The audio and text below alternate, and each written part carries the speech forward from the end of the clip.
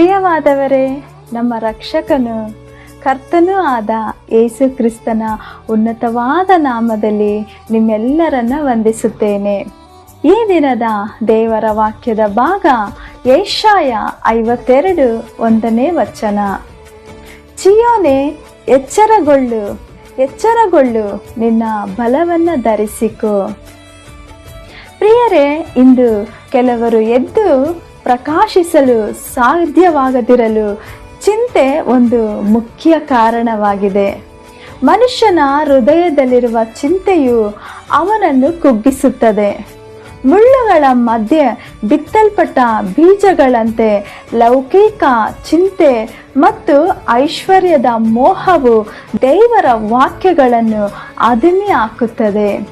ಅದೇ ರೀತಿ ಚಿಂತೆಗಳು ಕೂಡ ಕರ್ತನಿಗಾಗಿ ಎದ್ದು ನಿಲ್ಲದಂತೆ ನಮ್ಮನ್ನು ಅದುಮುತ್ತದೆ.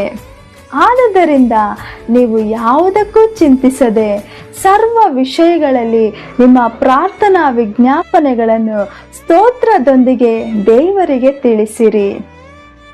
ನೀವು ದೇವರಿಗೆ ತಿಳಿಸದಿದ್ದಾಗ ಸೈತಾನನು ಈ ಚಿಂತೆ ಎಂಬ ಆಯುಧವನ್ನು ಬಳಸಿಕೊಂಡು ನಿಮ್ಮಲ್ಲಿ ಬಲವಾಗಿ ಕಾರ್ಯನಿರ್ವಹಿಸುತ್ತಾನೆ ಮತ್ತು ಕರ್ತನ ಶಕ್ತಿಯನ್ನು ನೀವು ಕಾಣದಂತೆ ಮರೆಮಾಡುತ್ತಾನೆ.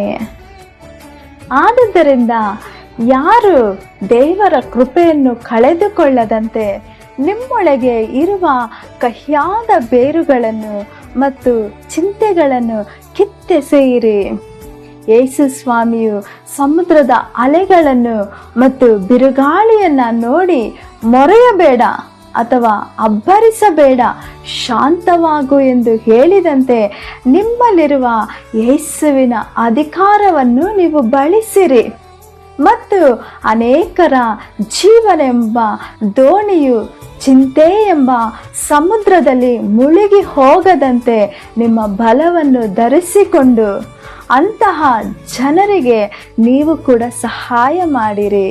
ಹಾಗಾಗುವಂತೆ ದೇವರು ತಾನೇ ನಿಮ್ಮೊಟ್ಟಿಗಿದ್ದು ನಿಮ್ಮನ್ನು ಬಲಪಡಿಸಿ ನಡೆಸಲಿ. ಆಮೇನ್. God bless you.